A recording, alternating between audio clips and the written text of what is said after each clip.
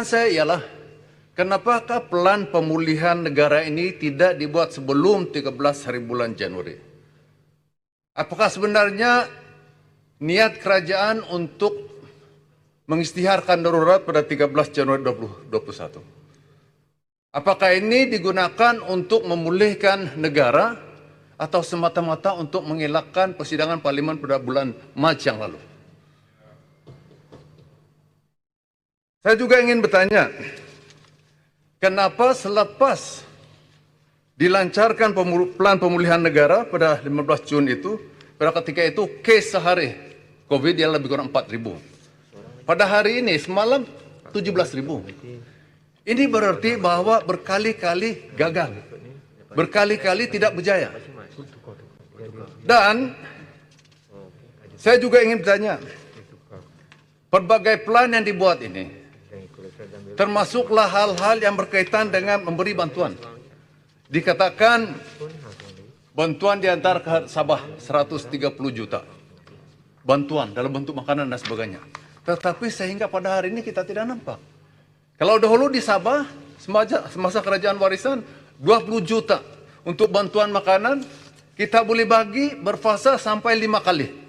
Tapi hari ini sampai makanan di pejabat daerah pun busuk, tidak dapat dihantar dan sebagainya.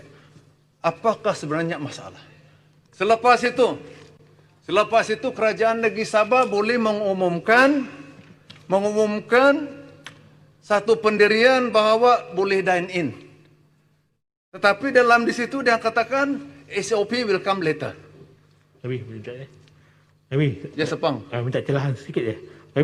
Boleh tak YB bangkitkan, adakah kerajaan ini sedar bahawa sekarang ini, contohnya, saya boleh dapat aduan, pengusaha-pengusaha car wash menderita dan banyak telah tutup, operasi dan mereka minta bangkitkan supaya kerajaan boleh buka perkhidmatan car wash. Ini di antara perkara yang rakyat keliru. Sebab itu hal-hal yang mengatakan SOP, Standard Operating Procedure, bukan lagi Standard Operating Procedure, tapi sehari ini sudah dipanggil semua orang pening. Penguatkuasa pun pening, rakyat pun pening, tauhid pun pening, semua pun pening. Dan hari ini rakyat Sabah juga ingin bertanya, 130 juta itu pergi mana? Begitu juga dengan rakyat di luar bandar.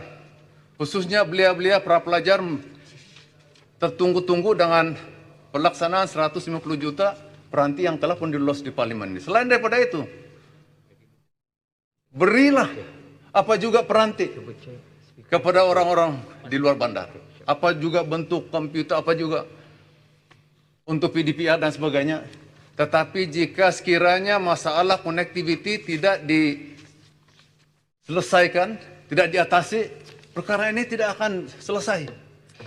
Dan apabila dikatakan plan pemulihan negara, adakah perkara connectivity ini tidak ambil kira? Sebab saya dipahamkan, apabila pelaksanaan 5G dahulu, sepatutnya tahun lepas 2020 sudah pun selesai.